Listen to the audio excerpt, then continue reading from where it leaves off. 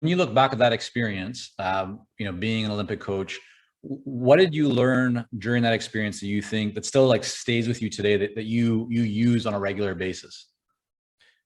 Yeah, I really think I kicked off my people-centric journey then, and it was the lesson about having to modify yourself as a coach to get through to each athlete. These athletes, super high performance, super passionate, so talented, but quirky, you know, often. And in order to modify yourself, some people liked analogies, some people didn't. Some people liked very specific data, others liked a softer touch. And, so as a coach, to get the Mm, most out of your athletes, how do you modify yourself so that they can be the best they can be, not necessarily that it's easy on you? And I think yeah. that was a skill that you bring to management and leadership but I think I started learning that process back then.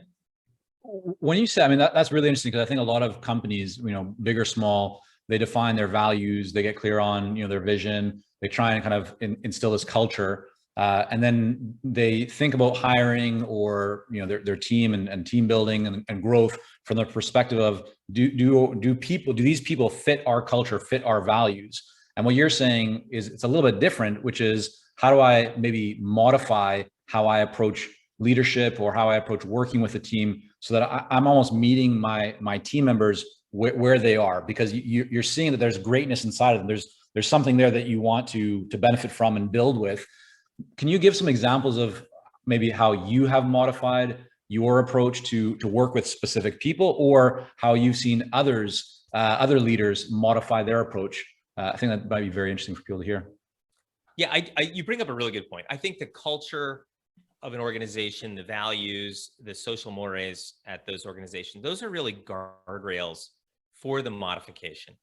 But for every manager, for every leader in the company, for anyone who has an important relationship, ask yourself the question of how do I modify to get the most out of working, say, Michael?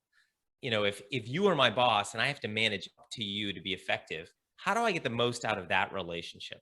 If you're someone who is an early starter and likes to plan and put everything on the table, even though I might be pressure prompted and want to come in late, but in earnest, I really have to modify myself so that you are on board Mm, with my work product.